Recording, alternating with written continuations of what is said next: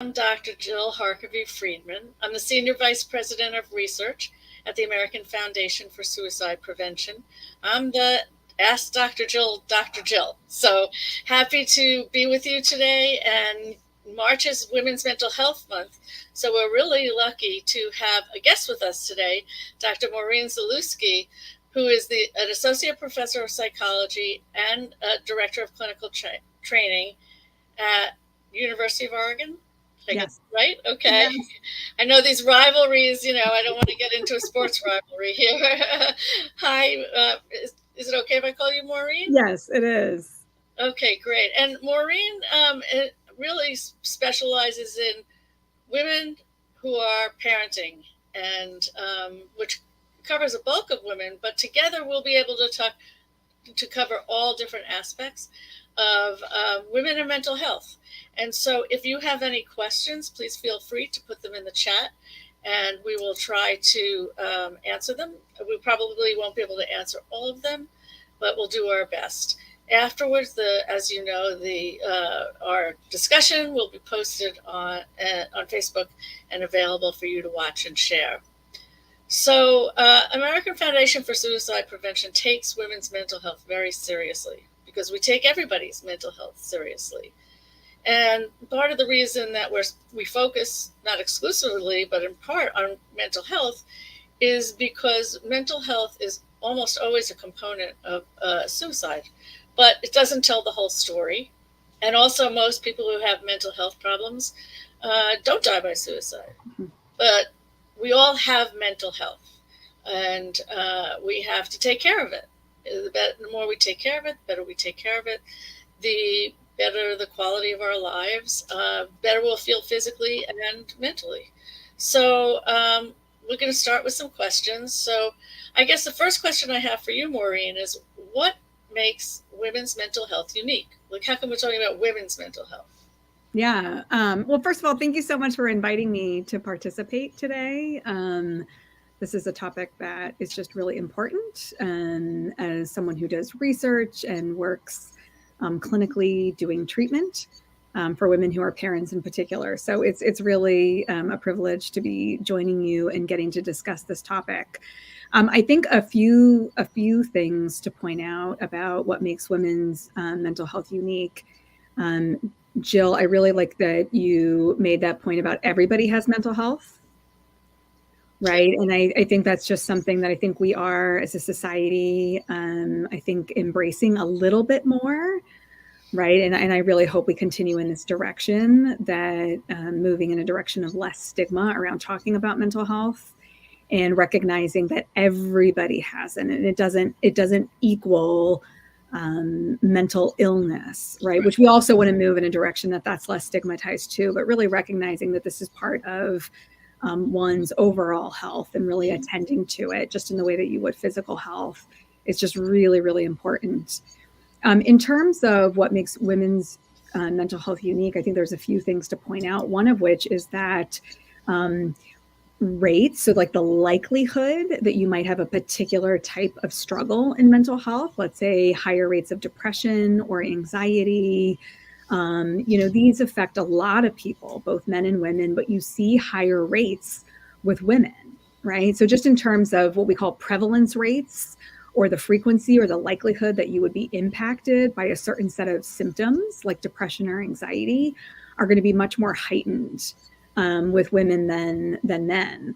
And then we also know, we'll talk about sort of what contributes to those factors, right? And then those are going to be different between men and women, especially worldwide, but in the US, different social, biological, psychological factors that are going to be more likely impacting women are going to in turn influence how much you see those rates.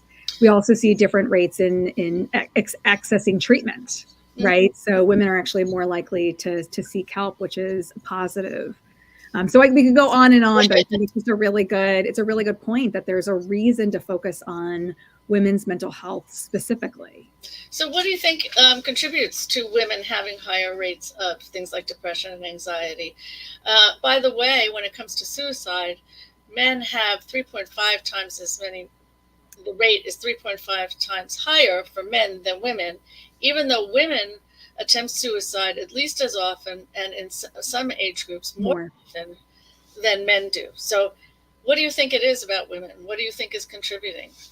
Well, one area that I would like to talk about does relate to sort of what I'm so interested in is the role of child rearing and parenting, and it's not the only factor that contributes, but it's one that does. And in our society, women still shoulder a disproportionate amount of child rearing responsibilities, are more often the primary caregiver, or take more responsibility for the daily tasks of having young children. And we know that that's a lot of work, mm-hmm. and it can often be really invisible work.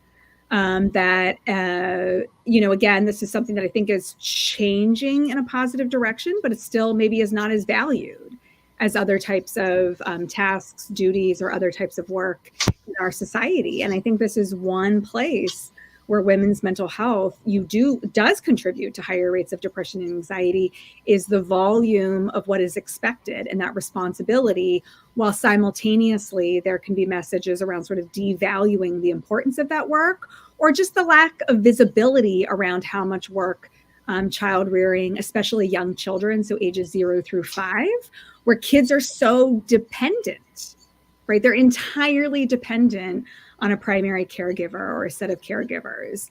And again, women or mothers shoulder a disproportionate amount of that burden. And so that this is just a really important consideration as to what contributes, particularly in this age span of women who are parenting children in these younger years. I also wonder what role some of the physical differences between men and women play. We know that female hormones are related to mood.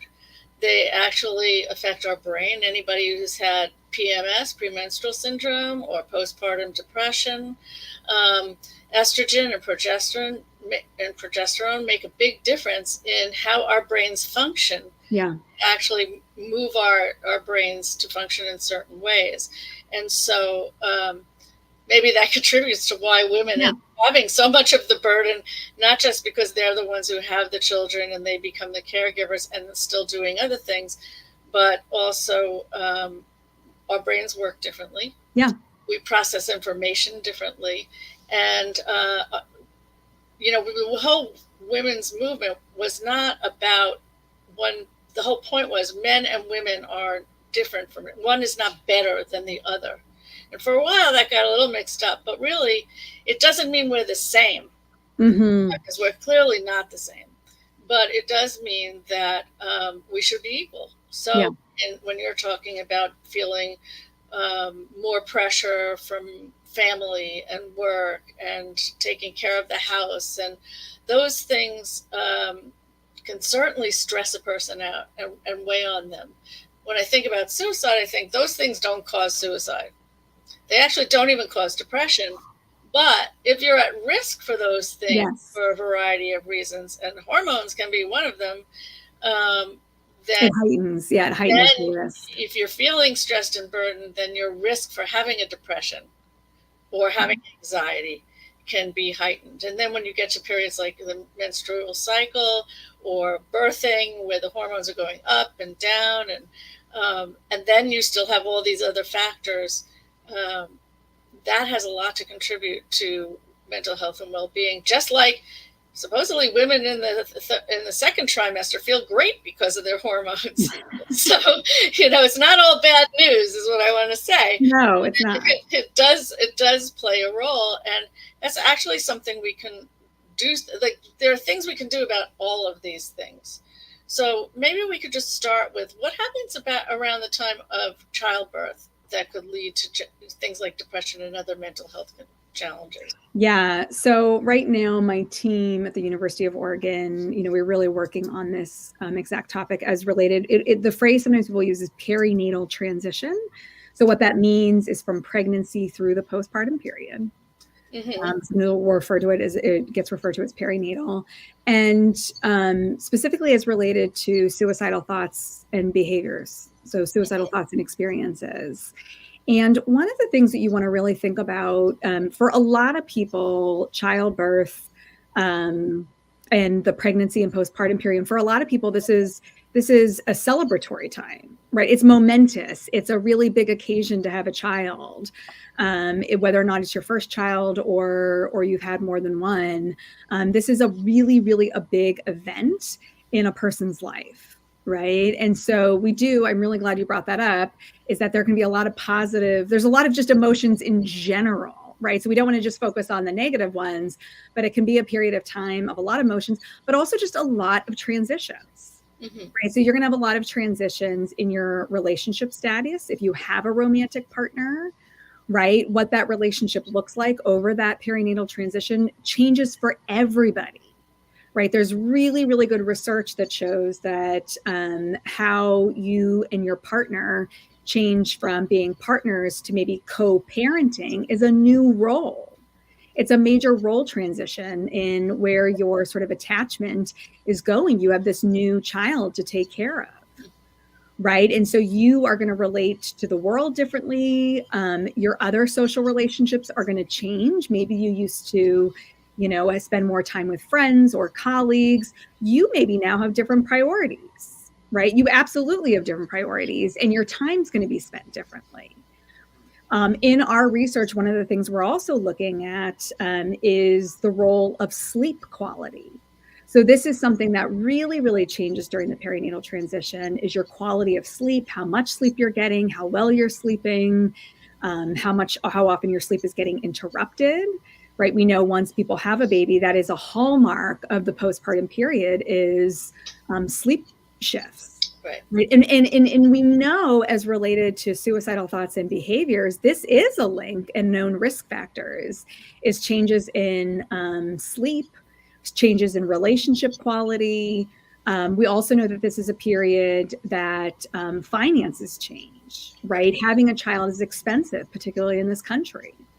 Right. So you can feel more stressed out by having this financial stressor if you have the means, both in terms of covering cost of birthing a child, as well as during the postpartum period, those diapers, potentially use a formula, all of the things that it takes to have a child. It is not, it can be a financial burden for some people.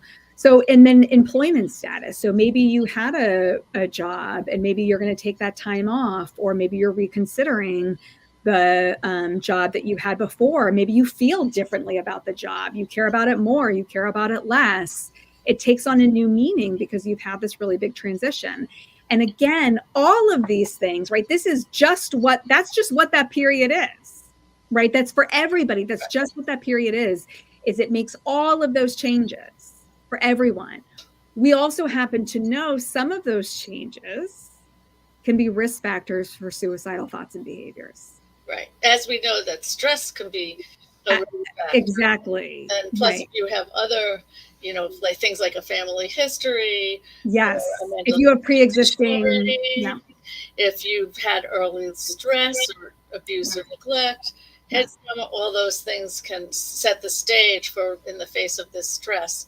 So, okay, so it's funny you say, changes in sleep. I think most people would say sleep deprivation. Well, I don't want to be that extreme or scare anyone, but it's true. I mean, that's a hallmark. That's a hallmark of the postpartum period is sleep deprivation, right. and changes in sleep, and some of it's unpredictable based on your newborn.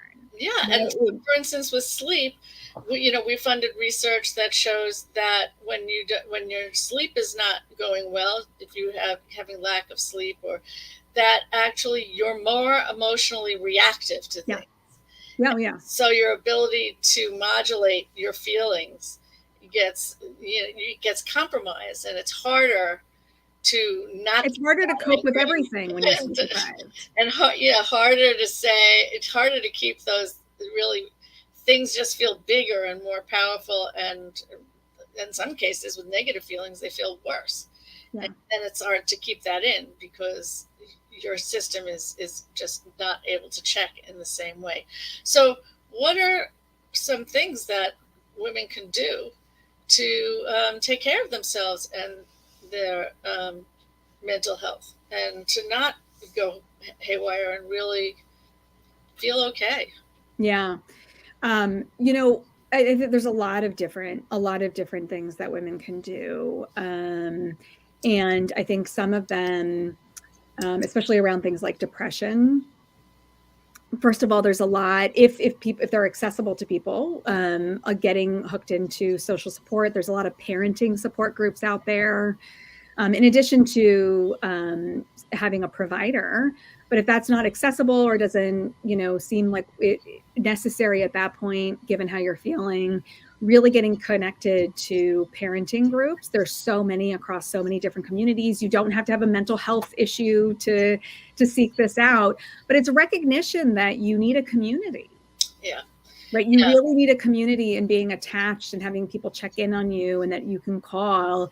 And if you don't have that currently or have had changes to it, identifying those people that you used to connect with and reinitiating those connections, or establishing a new community through looking through different resources that are available to you, because there's actually quite a few of these if you do a little bit of research in wherever you live. Those can be really helpful. Right? Moms groups. I actually. And that's why they exist, and they exactly keep going, because people recognize that you need this. Like, it's hard to go through this. And a great thing about those, we'll call them moms groups, but they all have slightly different names, is that you're often finding people who have children in the same age range.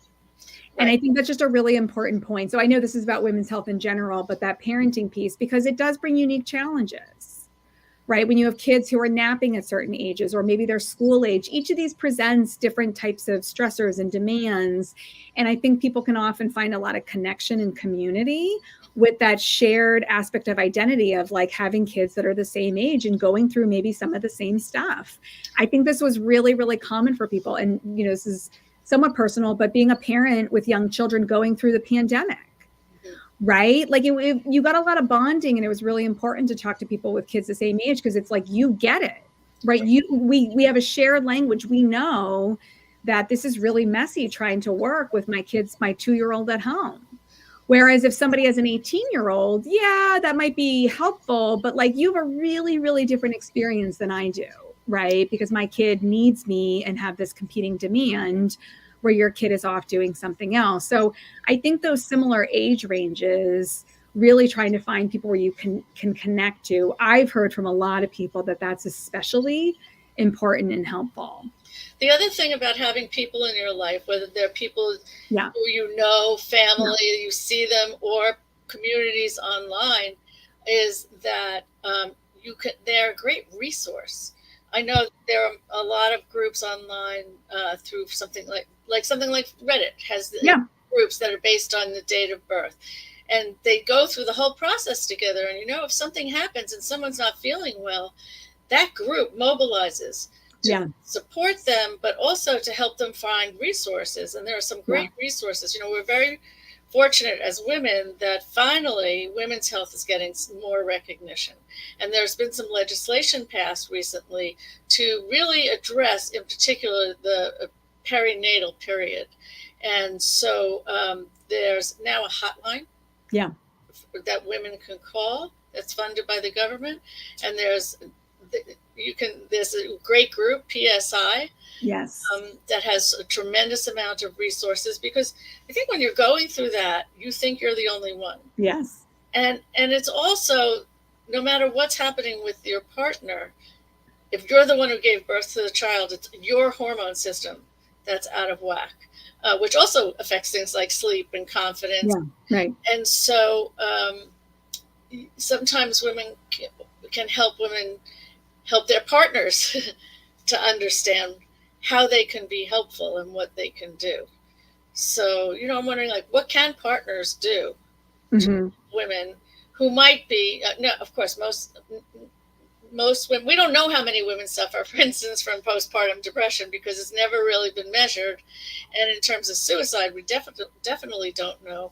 But it is now, it's actually a variable on the death certificate. It was added to the death certificate that if a woman dies of any cause, the question is, were they within a year before, Yeah. year after having been pregnant. Yeah. And notice it's a pregnant, not necessarily birth of a child. Mm-hmm. And so we have a lot of ways in which we're going to start to learn about this, but really we don't have a lot. But what, I mean, I think as a partner, at best, you really feel empathy and compassion for the person. At worst, you get frustrated because you can't figure out why they're which not. happens a lot. Yeah. So what can a partner do? Well, I think a couple things. One, I want to highlight the PSI, the Postpartum Support International link, which has resources for those in the perinatal transition, but also I think some resources for partners. Your exact question of how do you support? And I think, linking this question of what can partners do, but with the previous question is if someone's pregnant and is that planning ahead, that there's going to be periods that could be difficult. Right. And thinking ahead to what the partner can do and the role that they can pick up. And the more that they can support the individual who gave birth. Right. I think that's what they came up with doulas, to take care of the women, because you have to because your job, a lot of that job is to take care of the baby. So who is taking care of you? And I do know that is like a common that's becoming a common way of thinking about it is who is taking care of the individual who just gave birth, who is doing everything that they're doing is caregiving. And so really having that framework is really, really critical. Yeah. And also, you, like you said, you can plan in advance, but you never know what you never know. And the reality is when and this is the postpartum period, but also just, anyone who has struggled with depression or other, just mood ups and downs or any of that. When you're really, really in it, it's hard to see that you're in it. Yes. Right. So talk about planning. I think what we're talking about are things like who's going to try to figure out who's going to do the dishes, who's going to do the diapering. Are you going to alternate the diapering? Are you going to sleep? One big question. Are you both going to sleep at the same time? Yeah. Or are you going to alternate? When are you going to sit down and talk to each other? How are you going to help each other have alone and downtime? Yeah. So those are the kinds of things that you can plan in advance. And if it's not working, at least you can say, well, we thought we were going to do that, but it's not working. So let's have a meeting and figure out this is working, this isn't. And so it really highlights the importance of communication and talking to each other. And I know we have a question here about, we've been talking about women who've actually birthed the baby. Yeah. But there are also women who become mothers through adoption. Mm-hmm. And so what kind of things do we see, and how can we help women who've adopted babies who all of a sudden have this baby? Yeah. With the same needs, no matter whether you're I was going to say, or adopted, there's still all the same needs that the baby has.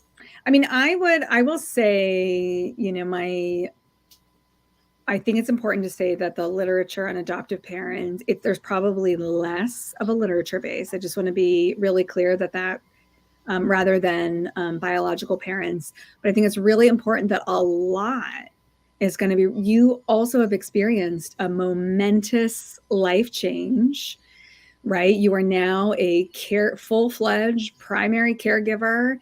All of and depending on the age of the child, right? So there's going to be different developmental periods, whether or not you have a newborn or a younger child, right? So the child may be at different ages. That's also really important. And I think they're also finding your community is equally going to be as important, and maybe finding a community of other parents who have adopted, because there's going to be unique aspects to your experience relative to individuals who are biological parents. But I do think it's important to stress that there's going to be a lot of similarities, right? Those potentially financial stressors, changes in sleep, just changes in all of your daily functioning, whether or not you have other children in the home, and then bringing this new child in, all of that, there's so much change, and a lot of it's going to be really positive, right? And then there's going to be some parts that are going to be really, really hard for people. Yeah. And in any case, whether your child is biological, adopted, you still have to get to know that ever-changing person. Yes. Right? Because no matter how you get handed the child, you don't know them when you're handed to them, and you have to learn that and get a rhythm. And there's going to be frustrations, and there's going to be misses. And if the child is a newborn to really a couple of years, their communication is an issue. Yeah. There's a lot, and sleep is going to be an issue. All those things are the same. And then there's how you feel about having adopted a child, Mm-hmm. and your journey to that. Yeah, it's going to be very variable. Whatever the journey is, whether everything went smoothly, whether you had IVF, whether you adopted, that journey usually has some snags in it and some things to consider and to process. But I do think when you adopt a child, you also have the thoughts about the future. And also, do you have an open adoption or a closed adoption? If you have an open adoption, then those were, how are you going to have that conversation is not an issue. Because, well, I wouldn't say it's not an issue, but it's different. They have different implications. Yeah.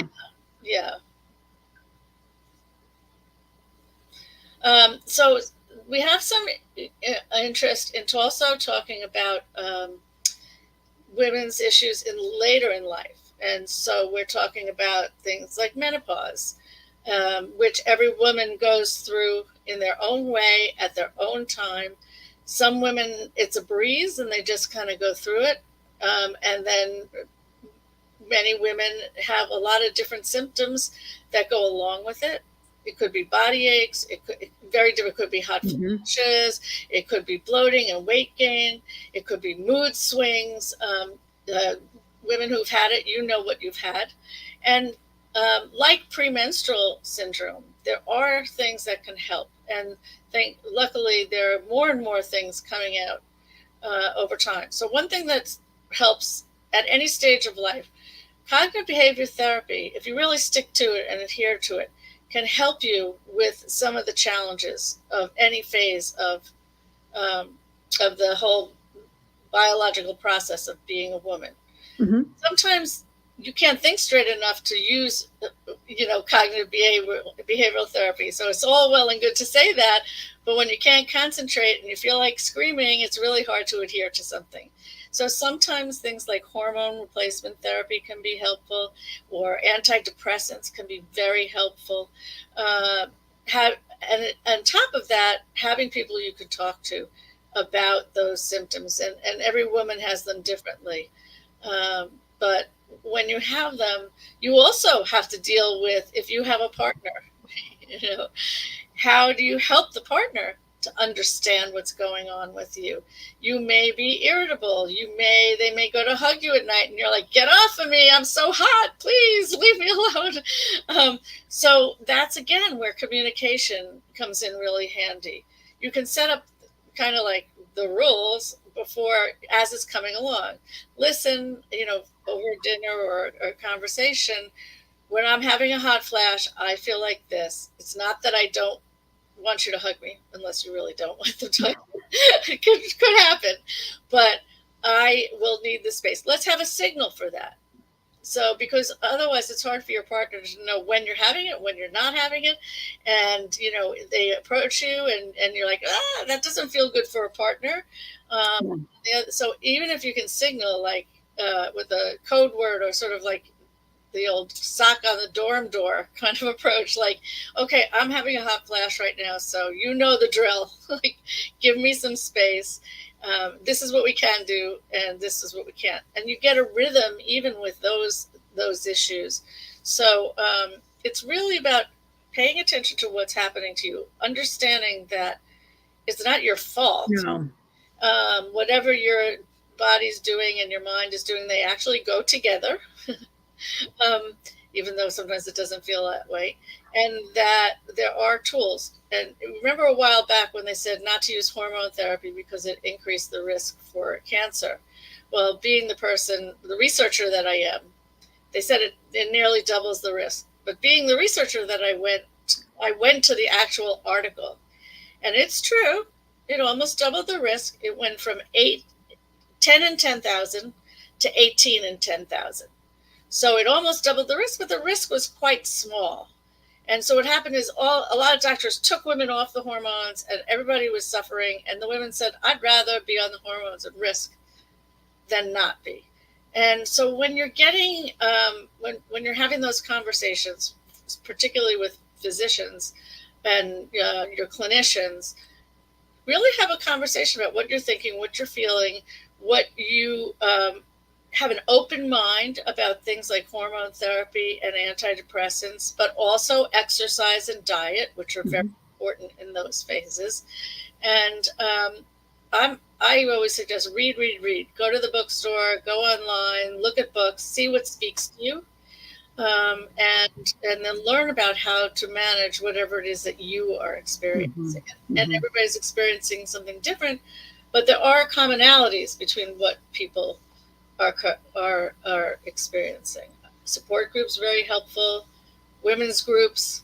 I hear that like Mahjong and I even heard canastas coming back in. So something that brings women together to talk about these things. And it's really important to be open to getting help. A therapist, a psychopharmacologist. Sometimes your OBGYN will know how to help you, and sometimes they won't. Talk to your primary care doctor. But suffering is, you have to view suffering as a non-starter. It's just not okay. And let's face it, a lot of times when women go to the doctor, they get a poo-poo. That's not the doctor for you. More and more, there's a push to this is also part of treating women equally, to listen to what they're saying and address what they're experiencing. So please, again, feel free to put questions in the chat, and we will address them as they come up. Another question. So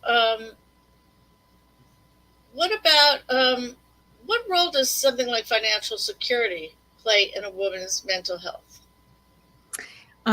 The research does show that financial stressors are related to depression, that not having as much financial means or being really stressed out about finances does play a role. And I think that's really important to name, is that there are, social inequities that can contribute to different experiences of depression and anxiety. So I think that is a really relevant topic. And again, there's a lot of variability, right? There's a big range there, but it is really important. One thing that's very exciting for women, well, exciting in the scheme of things, yes, challenging, but is that there's a real push and a real movement to help women who don't have money to get the needs that go along with being a woman. So now some of this, the pantries that have food pantries are actually providing things like tampons and sanitary pads for women. And there are organizations that you can get involved in. Unfortunately, I'm not remembering the name of one. Maybe you know one, to help women who are financially challenged to have access to feminine needs, which is, just shows that it's in people's minds, maybe some of it for the first time ever. Right. So the more we speak up, the more you could become an advocate at afsp.org. We advocate for women's mental health. We're just signed on to a letter this week. On our website, we have an action center where you can become an advocate, and you just put in your name and address. And if there's an issue that comes up, like women's mental health or suicide prevention or whatever it is, we'll send you an email that has a letter that will go to your representatives and to your senators. And there's always a space for you to add in your own thoughts, but it explains what we're advocating for. And then you just push send, and it automatically sends it to your legislators. And what's important about that is that the legislators look at how many they get. You have to be in that district. So writing to another district, they don't look at it. But this gets it to your people. If they get more than 10 of something, then they will have their staff look into it. And that's how we got 988. I hope everybody knows about 988, which you can call, text, or go online to chat with a trained crisis counselor for mental health crisis or suicidal crisis, or you're concerned about someone you know and they can guide you into how to help them. So this is also true for women's mental health. You can also use the crisis text line by texting talk to 741-741. You'll see lots of different first words. That's ours, but any first word you want, or just dial 741-741, and you can start a conversation with a trained counselor as well. So you're never in it alone. When you're feeling lousy, it's hard to reach. Yes. So that's why it's important to people who are in the social sphere of somebody who's not feeling well. They also have those conversations, ask those questions. How are you doing? You seem really down. Wow, I know you have a baby, but you really don't look like you're sleeping. Can I hold the baby for 3 hours and you take a nap? I mean, honestly, that's what I did with my kids. Is I just held the baby for 3 or 4 hours so her parents could go get some rest. I do the dishes. If you have someone struggling with any PMS, postpartum, menopause, ask what you can do to help. Maybe it's take a walk.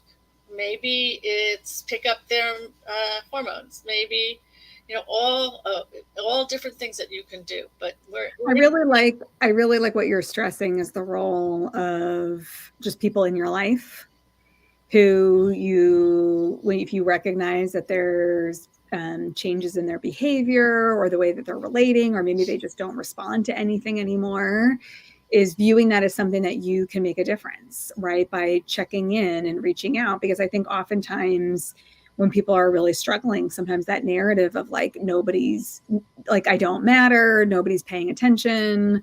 But when you have people reaching out, it can be life-saving at times, right? It can really be the thing that gets somebody's attention or reminds them that people do care about them. So I just want to underscore that I think it's just a really, really critical point, is that we all have people in our lives and women in our lives who are potentially going to go through this. And you can actually do a lot by small gestures. That's right. And also, don't wait for somebody to come to you. Yes. Yeah. To reach out, to check in. Yep. But also, don't go to people who aren't going to understand or be helpful. Yeah. That's the other thing that people say, well, I went to them and they said no. Well, they're just not the right person. They're not the right person. You could go to your clergy. You could go to someone in your congregation. You can go to somebody you don't know and get to know them.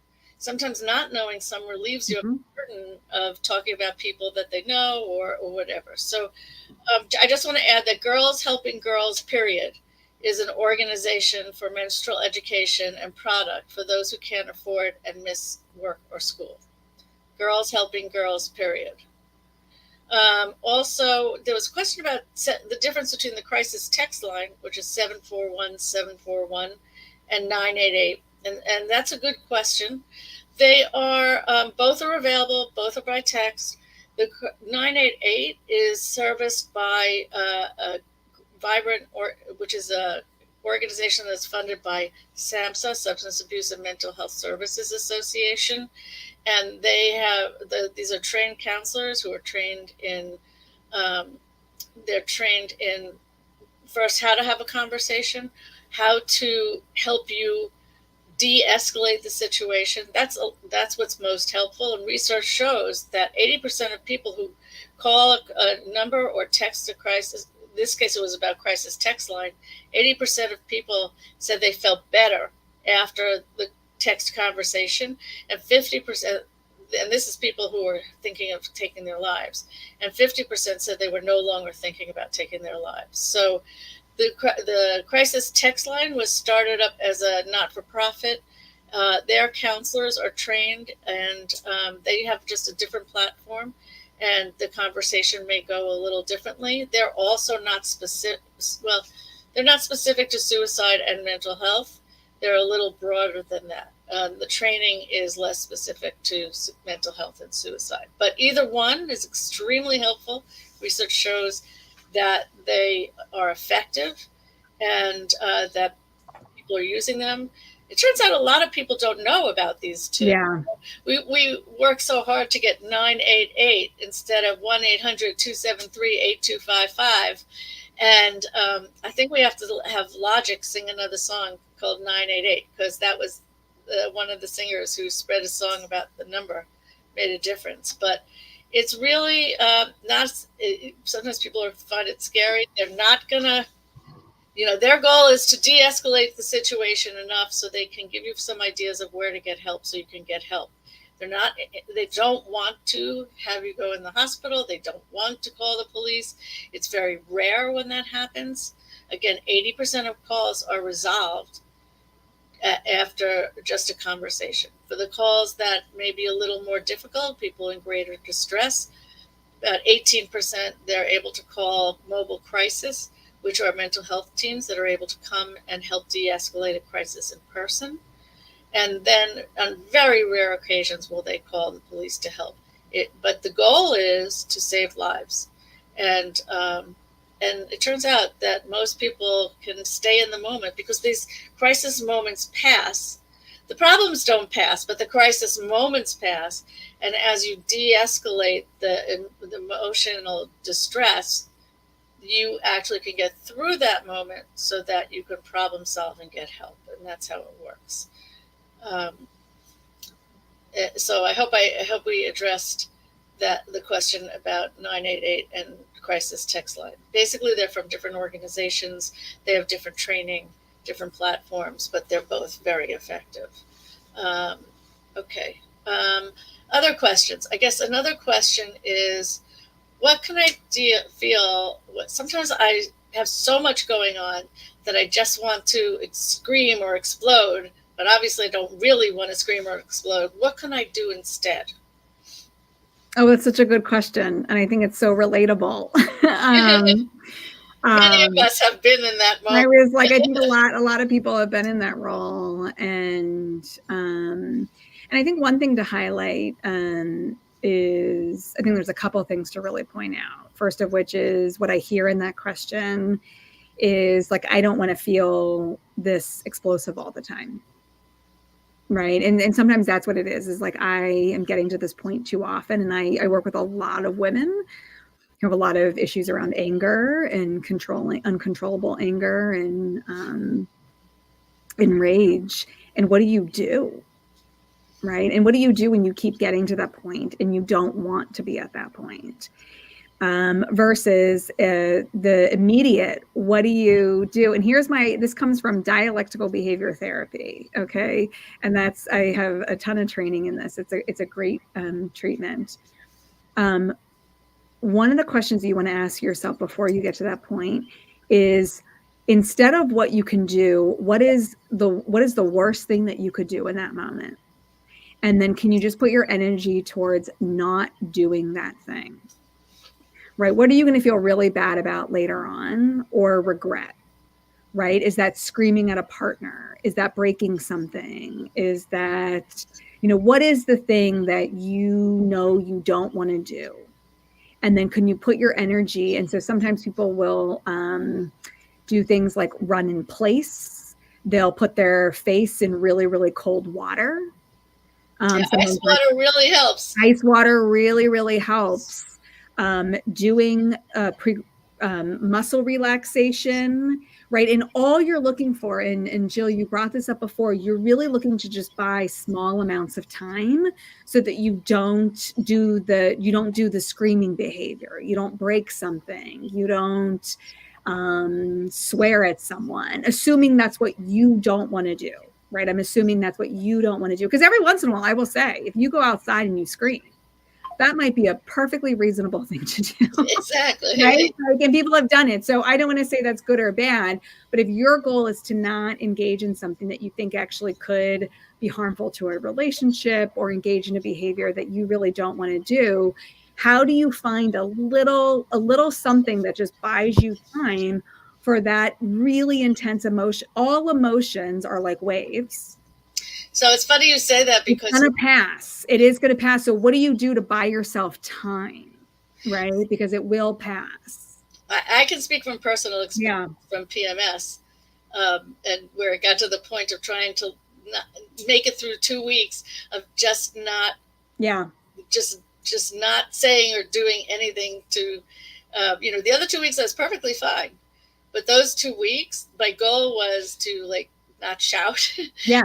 And Yeah. I'm not a shouter either. So, but and to just not muck things up during the 2 weeks. And it's a great goal.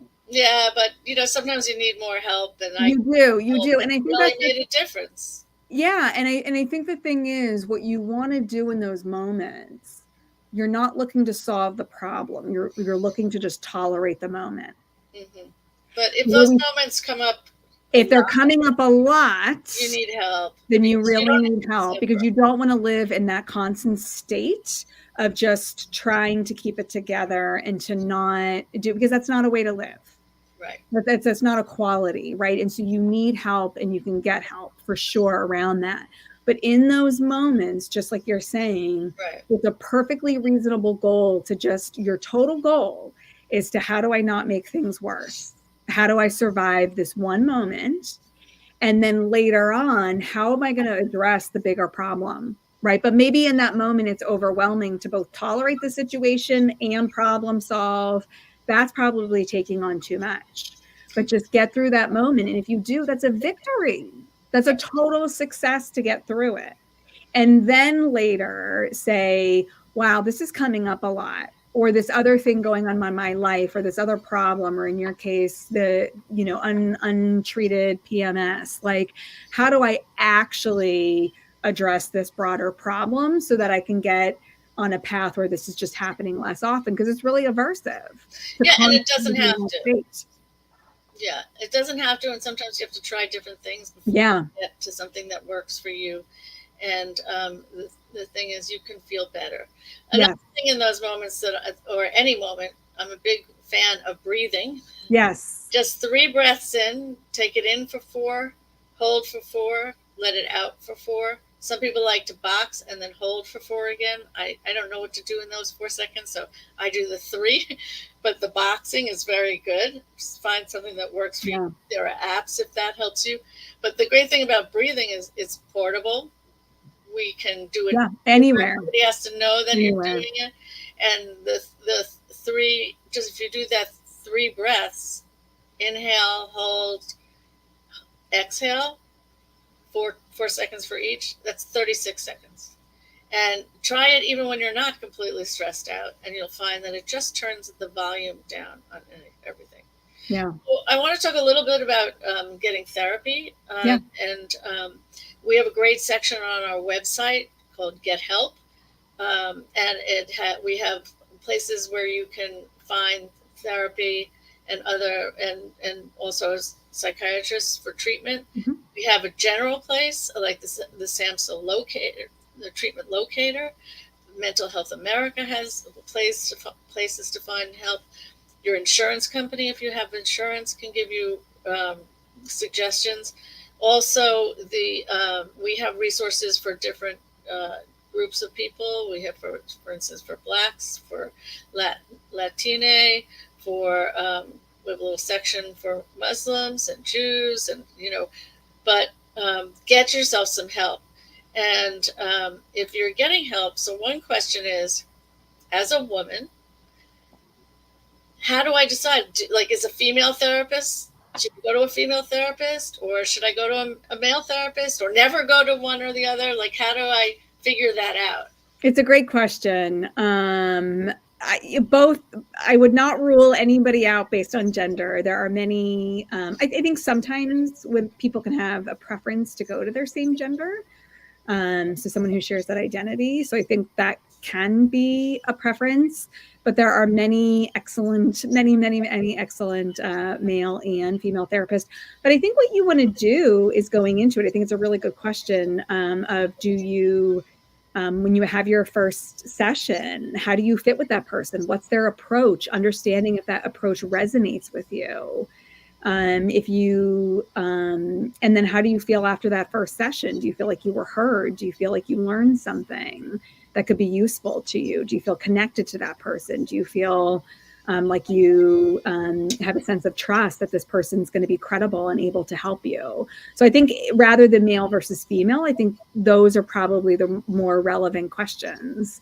And like you said, Jill, there's a lot of resources out there for how to select and how to identify someone who might be helpful to you. But in general, I think most people, findings suggest that most people do find psychotherapy a helpful experience. One thing I think about and start to recommend is think about how you resist things when you go in. And if you find yourself using one of your usual resistance techniques, like, oh, they're too this, or they're too that. And, I've been called all of them, too young, too old, too short, whatever. And yet I find that when people get past that, it usually works out. And so how would you know if you were resisting something that might actually work out for you? And then try to just acknowledge that resistance, but don't necessarily make a decision based on it. Starting therapy, no matter how many times you've done it, it's still hard. Yeah. It usually takes people a while to decide to do it, and then a while to get the number, and then and to get scheduled and to do the paperwork. It's a commitment. Yeah, it is. And it's really worth it, whether you're getting help for a short term or you're getting help for a long term. I hear, mothers of young children, and they're going, therapy? I can't even take a shower. Well, you know what? I think it's totally true. And it's a really, really important point. I think one thing that we've seen in the world of mental health that's just changed, a silver lining in the pandemic, is the ability for so many more providers to telehealth via mental health therapy. And I think we know that for women who have young children at home, it doesn't eliminate the problem of what do you do with your children, but it actually gives you more options, because finding childcare while you physically have to go away and go somewhere can be a real barrier. That being able to do this in your home and either have a newborn with you, or, have the children watch, use a device, or just sit somewhere else in the home for 45 minutes so that you can have your space. Wait. You mean you're not a bad parent if you let your kid use No. No, I think I think the pandemic has just allowed us to really rethink a lot of a lot of different recommendations. I mean, of course, moderation and all of those kinds of things are going to be important. But if that's the way that you're helping yourself, right? If you get your self-help, I'm telling you right now, you are helping your kid. That's right. You just are. And so that distraction time or their nap time or whatever it is, they get to play with what they want to do. And having a therapist who understands that you could get interrupted by a small child, and that might be okay. And then you can redirect them. But telehealth, I really think for parents of young children or women with young children, it has not solved the problem, but it has really made this more accessible for people, because otherwise showing up for that appointment physically it's a barrier. I mean, it is. Yeah. If you have, we only have a couple more minutes, so if you have questions, please put them in the Q&A. But what about some suggestions of what we can do if we are getting very stressed? I don't mean at the point of exploding, but running around too much, feeling a lot of pressure, maybe even questioning your womanhood, your parenthood, your livelihood, all those things that stress makes you question, whoever you are. What are some things that we could do to just bring that stress down? Yeah. Well, I mean, it's a really relevant question for all of us, myself included. I mean, I think one thing, a lot of women talk about over time, they recognize setting those boundaries, identifying limits, setting priorities, saying no when you can, is something I think, a lot of women are socialized to say yes, to be people pleasers. And again, people vary on this, but it's actually very, very common in a lot of women's narratives that's really hard for them to disappoint someone, to not show up for or to believe they're not showing up or doing all they can. And so I think rethinking some of that. I think can be really helpful for people of like, and it might not be that you can sit everything down right away. Like you can't take a vacation from parenting, right? I mean, you can and you can't, right? Like, let's be real. But like, what are other things that you could potentially put down? Or just accept that you're doing your best and that it's really, really, really normal to feel that way, like incredibly normal to feel that way, but then to be thoughtful about, are there things that I can set limits around? And then the other thing that I'll say that I talk to a lot of people about is we're talking a lot about stress and negative emotions, but I think one of the things that can serve as protection against that is being really thoughtful about what you're doing in your life that brings you joy and positivity and filling that jar up, right? So when you can fill up that jar of positive events and positive people and things that you like to do, right? The more you can fill that up, you actually are creating armor against the negativity, because stress is going to happen no matter what. Painful events, negative life events, right? That's sort of inevitable to living, is that will come up. But the more you've built up those good relationships, those good moments, finding things that you like to do that give you meaning and satisfaction by intentionally, don't let it be unintentional, because your life will get in the way of you doing it. But if you can plan out this month, what am I actually doing that I enjoy? That's for me. Right. I think even every day. And every day. Every day something. Right. Because it's not, again, if you're parenting or you have a lot going on, you're not going to get 2 hours to yourself. No. And this is not going to happen. But that walk, reading that 2 pages in a book, doing something that boosts your mood on purpose. Right. That it doesn't prevent it, but it guards against how much of an impact the inevitable stressors take on you. Yeah, if you think about that, you have a sort of coping reservoir, and every stress drip, drip, drip, drip, drip out of the reservoir. We have to fill. You have to, right. And sometimes women don't put themselves first. A lot of times, I would say most of the time. Yeah. You need to fill that reservoir. I think there's at least something you can do every day, and this is again for all women, not just who are having a baby, but all women. We need to do that. And so sometimes it's just taking a breath or doing a little. I'm going to try out chair yoga, and they tell me it's 6 minutes. It's for us older women, but as soon as it's like picking a therapist, as soon as I don't know the app, I'm going to do it. But something little. Someone just asked a question about what about statistics about women that manage work and parenting. And I would say there's not really much statistics about that, because it doesn't always, we have to look at hindsight when we're talking about suicide, and occupation is something that's not always clearly articulated on a death certificate. And so we could do that research, and we need to do that research, but there are women who are not doing anything. That's not good for you either. And so really the question is, what is best for you? And how are you, if you're managing all those things with work and parenting? Remember, suicide is a complex behavior where somebody has a bunch of potential contributors that usually they're fine, but in the context of stress, they might be more at risk.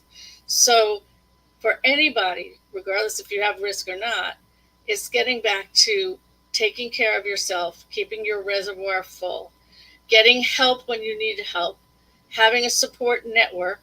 And those are the things that are going to help us have, really maximize our lives, get the joy out of the people in our life, whether it's a baby or, your adult child or your partner or whoever it is, or yourself.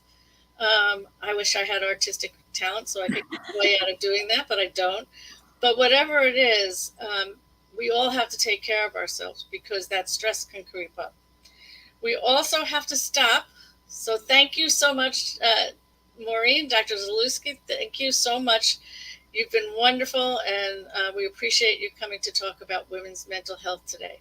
And feel free to come to afsp.org. We have tons of information, and thank you. Thank you.